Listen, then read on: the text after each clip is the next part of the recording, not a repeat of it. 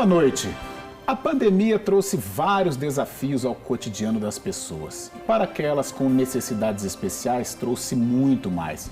As aulas online, por exemplo, é um desafio.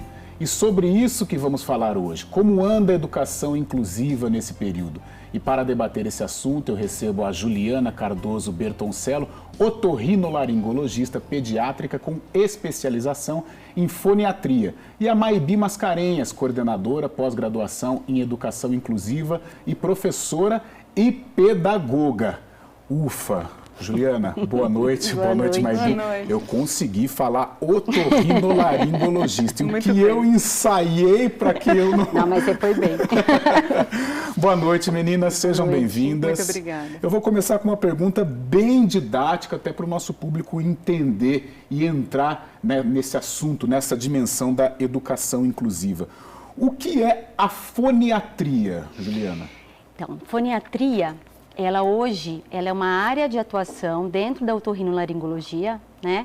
Então, você é médico, você é especialista em otorrinolaringologia e dentro da otorrinolaringologia você faz uma especialização em foniatria. A foniatria, ela é responsável pelo diagnóstico médico dos distúrbios de linguagem e dos distúrbios de aprendizagem, né? Então, dos atrasos de linguagem na infância, das dificuldades de aprendizagem na infância, dos transtornos de aprendizagem. Então, ela vai fazer uma interface aí com todas, na verdade, essas outras profissões, tanto pedagogos quanto terapeutas ocupacionais e mesmo dentro da medicina, com os neurologistas, com os psiquiatras, né?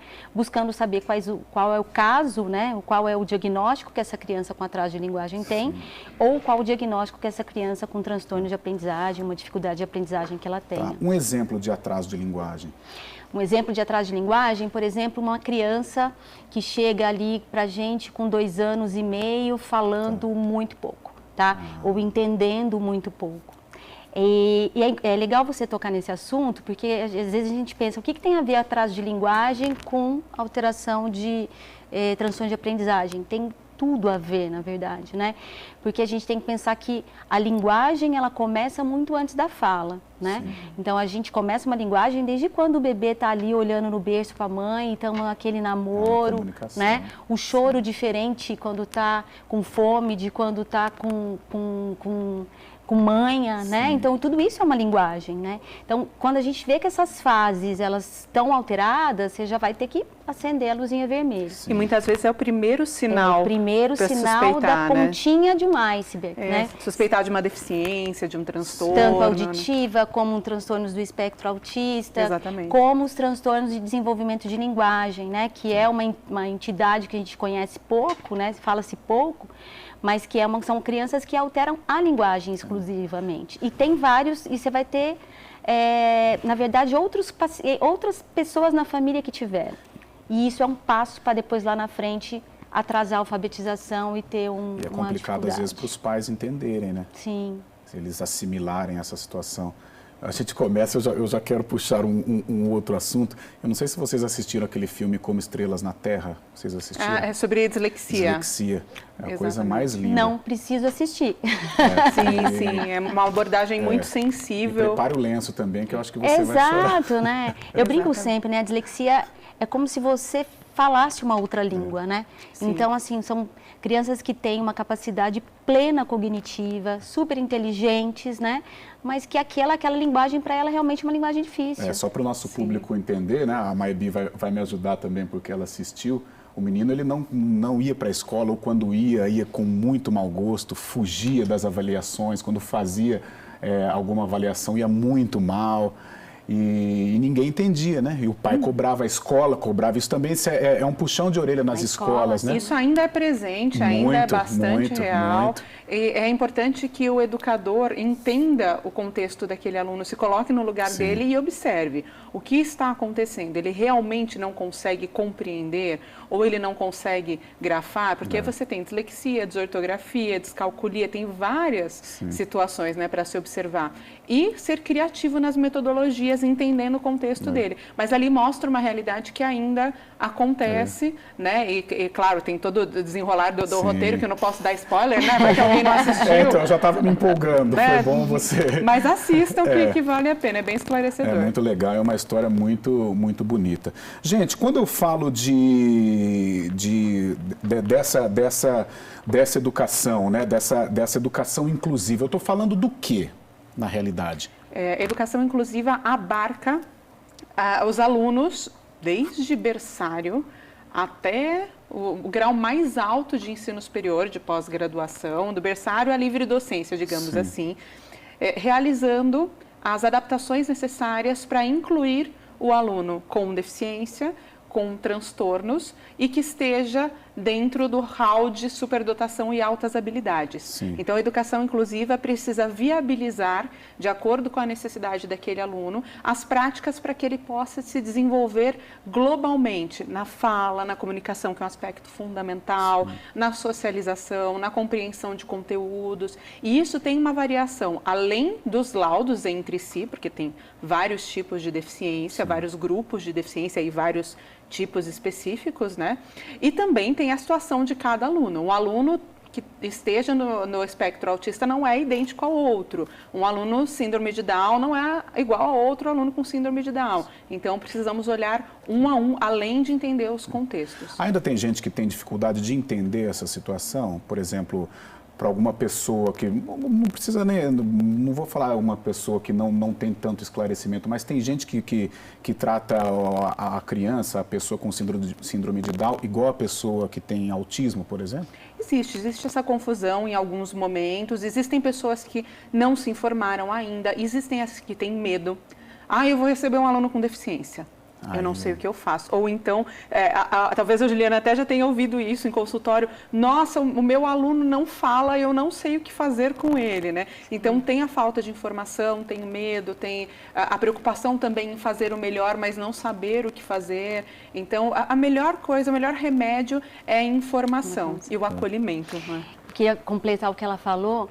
É bonito, né, quando você vê ela falando, né, quais são realmente as funções, os deveres da inclusão. E, na verdade, a gente não deveria ter nada disso, né, porque a inclusão deveria ser um direito para todos, com desordens e sem desordens. Você concorda? Porque quantas crianças típicas também, elas têm dificuldades que não são transtornos, são só dificuldades, né?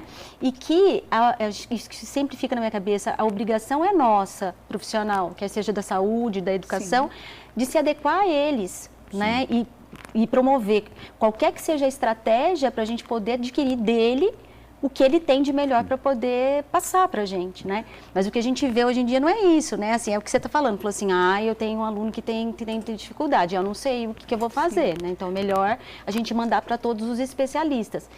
E aí, eu acho que é uma parceria muito grande da gente, que é o seguinte, não adianta eu fazer um super diagnóstico e você ter grandes terapeutas se eu não tenho uma parceria grande da escola.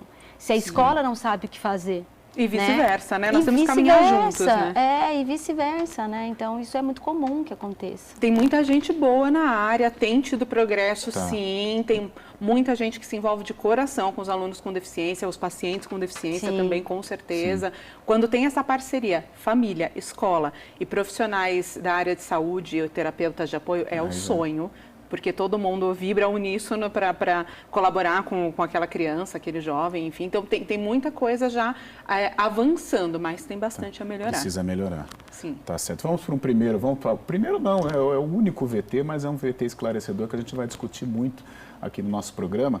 Inclusão e direito de escolha, esses são alguns pontos da Política Nacional de Educação Especial, lançado pelo governo federal no começo desse mês. Vamos dar uma olhada. Cíntia tem 2 filhos autistas, um de 8 e outro de 3 anos. O maior já vai para a escola. Inclusão escolar é dar o direito a todos, sem exceção, acesso à aprendizagem e educação, independente das características e particularidades da criança. Para atender melhor os filhos da Cíntia e outros 1.300.000 estudantes com algum tipo de deficiência, o governo lançou a nova Política Nacional de Educação Especial. A ideia é uma educação equitativa e inclusiva. Além disso, a família vai poder escolher o sistema de ensino mais adequado aos filhos. A PNE fortalece o direito de escolha da família.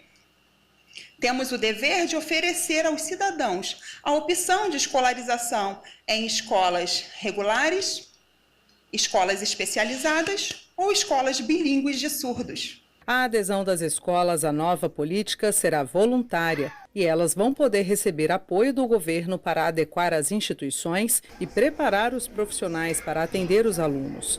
A ideia é valorizar as diferenças. Estamos certos de que milhares de estudantes que fazem parte do público-alvo desta política, se bem atendidos em suas demandas, poderão desenvolver suas potencialidades e tornar-se tudo o que são capazes de ser.